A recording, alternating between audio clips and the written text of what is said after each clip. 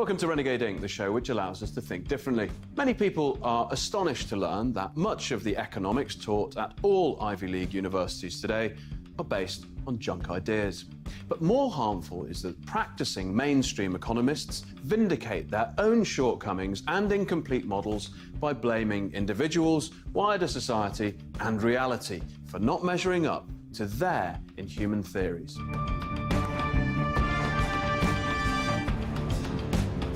As mainstream economists continue in vain to try and make the world fit into their peculiar models, there is a cohort of heterodox economists who have steadfastly resisted this alternative reality.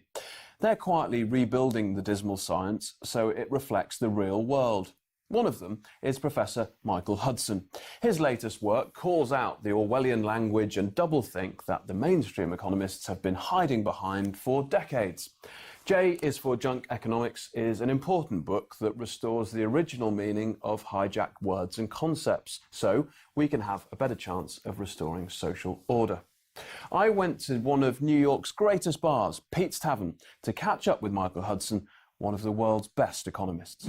The common refrain that you hear is that economics has failed. And I put it to you that the current economic paradigm, neoliberalism, it hasn't failed at all. It's worked perfectly according to the rules that it's been set on. Well, it's a cover story. And the idea of neoliberal economics is to create a parallel universe that seems plausible and seems that it would work very nicely if the world were that way, but it doesn't have a relationship to the real world. So the function of neoliberal economics is to distract attention from how the economy really works, why it's polarizing, and why people are having to work harder and harder despite the fact that productivity is going up, and why the economy is polarizing between the 1% and the rest of the economy. And the 99, as they're called. That cognitive dissonance, it's really difficult for people, isn't it? There have been many economists who have explained the world. Everyone from Adam Smith through even Malthus and Ricardo had the basic concepts of value and price theory.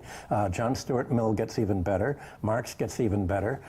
He was a little optimistic about where capitalism was going. And then Thorstein Veblen caps it off, and also people that Americans haven't heard very much of, like the institutionalists, Simon Patton, for instance, the first professor of economics at America's first business school, the Wharton School, who became the intellectual mentor of economics turning into sociology early in the 20th century. There is an enormous amount of analysis, all of it based on history, on empirical analysis, on statistical analysis, and all of that is excluded from the curriculum. So there's no way to fit economic reality into the academic curriculum of neoclassical economics. Without becoming conspiratorial about this, because that's the charge that's often levelled at people. The amnesia that's gone on with the selective amnesia that the neoliberals have peddled, just blocking out great swathes of economic history, is that deliberate?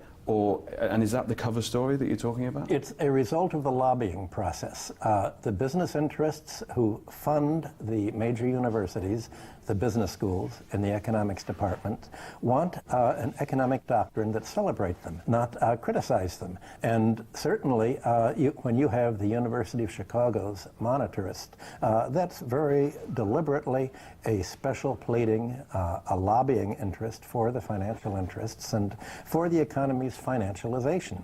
And people who criticize financialization, for instance, modern monetary theorists, find that they can't get published in the major refereed journals, and without that they can't get promoted within academia. So it's systematically detouring students away from economic reality. So when I was teaching at the New School already 50 years ago, students were dropping out of economics, the graduate students, because they couldn't fit reality into the curriculum. But that's the point, isn't it, with neoliberalism, that you can't shoehorn reality into these models. It's actually impossible, however much they tried.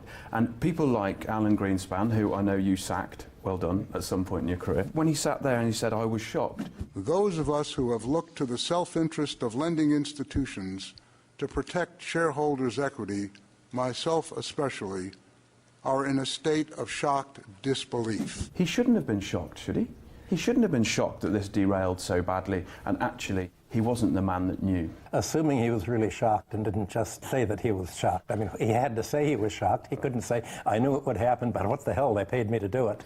And because that's the point, isn't it? In one of his, I think it's in his dissertation, he alludes to the fact that housing bubbles create this kind of social damage, but all that's been hushed up. He knew who paid him, and when I was on Wall Street in the 1960s, banks were afraid to hire him because he was known for saying whatever the client wanted to be said. So he's a public relations person, and the fact is that's what economics is. Economics is taught in the universities as public relations for the financial interests and for the corporate sector. And that's why underlying this theory, it's a theory of how an economy would work without government. Any governmental regulation or taxation is looked at as a burden. There's no idea of a mixed economy. So basically all of this economic tendency was traumatized by socialism, by Marxism, and they said, we'll say how an economy doesn't need a government, and if corporations run the economy and banks run the corporations, everything will all turn out optimum. And the optimum means no choice at all, but the way that we're doing it. Wow. I mean, and insofar as intellectual capture, they've done a brilliant job. It's intellectual capture, but also excluding any intellectuals who won't be captured. If you don't follow the party line in economics, you're not going to get promoted at a university. Obviously, at University of Missouri at Kansas City, we teach something else, but the graduates really have problems getting jobs in the rest of academia. Understandably. Where does all this end? In a crisis but we haven't got out of the 2008 crisis. Right. So far, we're in a slow crash, and it may end with the crash going down and down. And as long as people think that the status quo is the product of natural law, then they'll think if they somehow fail to pay their rent, if they fail to save up for their retirement, if they're broke and have to go deeper and deeper into debt, that it's their fault. And they personalize that failure. Yes. They think, well, if the economy is supposed to be growing, why aren't I growing? I'm left out. It must be my fault. And so you have a psychological depression going along with the economics depression. You have, especially in white working class people and Americans, the death rates going up, the suicide rates going up, the drug abuse is going up. All the social indicators, socioeconomic indicators, are all going in the wrong direction. Meanwhile, all the profits and revenues for the 1% are going in the, quote, right direction. Right. It's not. Remember, rich people don't make profit. Only the little people pay taxes. If you make a profit, you have to pay a tax on it. So the rich people make capital gains, or their profits are all made by their affiliates offshore. Ostensibly, they don't have any tax declarable profits at all. There was an innocuous, seemingly innocuous act by a man called John Bates Clark. And John Bates Clark said there's no difference between earned and unearned income. And now when we're talking about the 1% or the elites and talking about capital gains and versus profits, that seemingly innocuous act of saying there's no difference between earned and unearned income has had catastrophic effects, hasn't it? Well, it wasn't so innocuous. The focal point of classical economics, of value and price theory, was to distinguish between the prices of goods and the actual cost value. And the difference was economic rent. Value plus rent equals price. And the idea was that the landlord class, the monopolists, and the bankers didn't really earn their income. They just made money, as John Stuart Mill said, in their sleep. They were coupon clippers if they were financial. They inherited wealth, and that was a charge on society. John Bates Clark said everybody earns whatever they make. Therefore, you should add whatever the landlords get and the banks get to the gross domestic product, because by definition, whatever they earn is their contribution to product. So it's a wonderful circular reasoning. There's no such thing as economic parasitism. There's no such thing as a rentier. There are no such things as unearned income. One of the amazing things about being back in New York, I think I was here a year ago, is an exponential rise in homelessness I've seen. The real estate sector, specifically retail, has been, from what I can see, absolutely battered. And the inequality, even though this is anecdotal and only a feeling that I have, is rising quicker than anything. When you look around, what's happening in the real estate market in New York? Is this the division again between the 99 and the 1%? Well, the average rent in New York is $4,500 a month. That's the average. In order to pay that $4,500 a month, you have to be in the 1% and to do it, and not many people are. Or you have to be a foreigner who's come and just bought a house in New York for when the revolution comes in your country or whatever happens. There's a lot of absentee ownership in New York, a lot of properties owned by people who don't live here. So there's really nowhere for industry or for people who actually work in a field where they make something that competes with other countries. There's no way that a New Yorker can compete with people in other cities or elsewhere in the world when you have to cover a rent of $4,500 a month. Which has driven all the wealth-creating industries out of town. Yes, this used to be a manufacturing center in New York. There used to be, it was an electronic center. It was producing things, and for the last 100 years, the real estate interests have developed a plan of New York. Bob Fitch discussed this in The Assassination of New York. They deliberately deindustrialized in order to gentrify New York. So New York has been gentrified, and they look at that as economic growth, but what that means is it's unable to be part of the production economy. It can only be part of the siphoning off economy, the financial sector.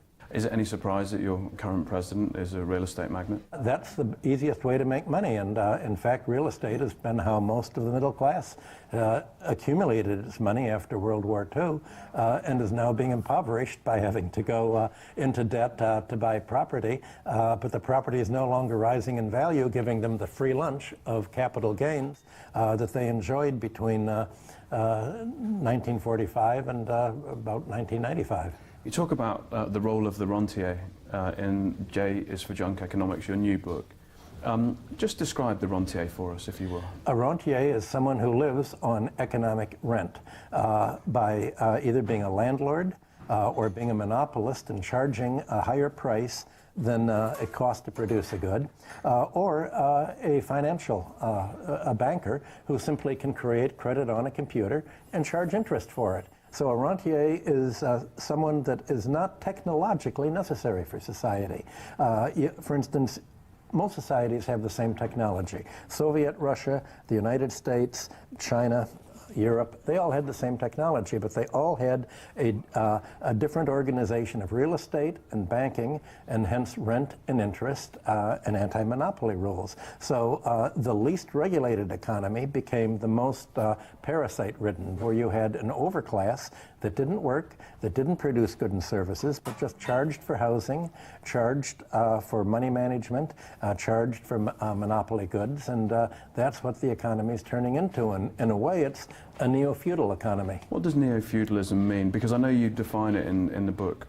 Describe neo-feudalism. Well, it means where people control the economy, not necessarily by militarily speaking, but where everybody in the economy, in order to break even, has to pay an enormous, almost all of their income to the people who possess property. In feudalism, this was the landlords. But today, it's not only the landlords, it's the bankers behind the landlords, and it's the monopolists.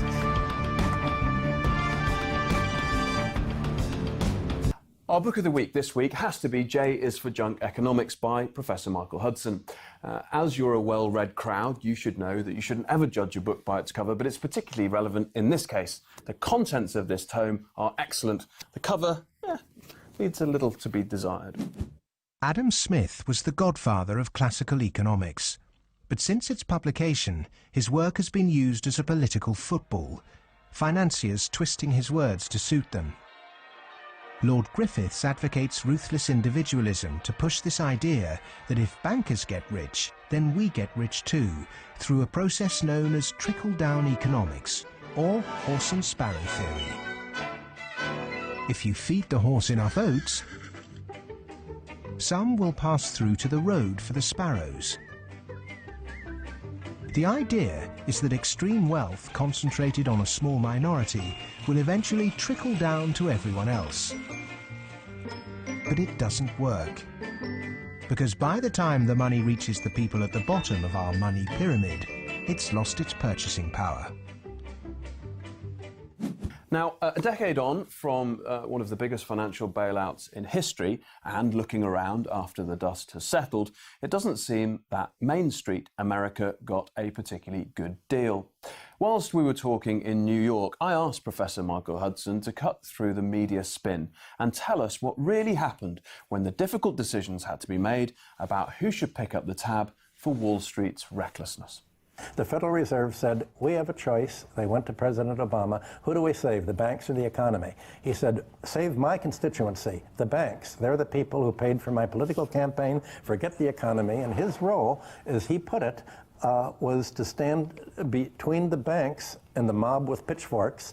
He called the people who voted for him the mob with pitchforks, and he denigrated them and just made fun of them before the bankers and said, don't worry, I can bamboozle them and deliver them to you. And that was his job. And that's the job of the Democratic Party. And that's why people finally voted against Hillary and thought that bad as Trump is, he's the lesser evil. My God, that's incredible.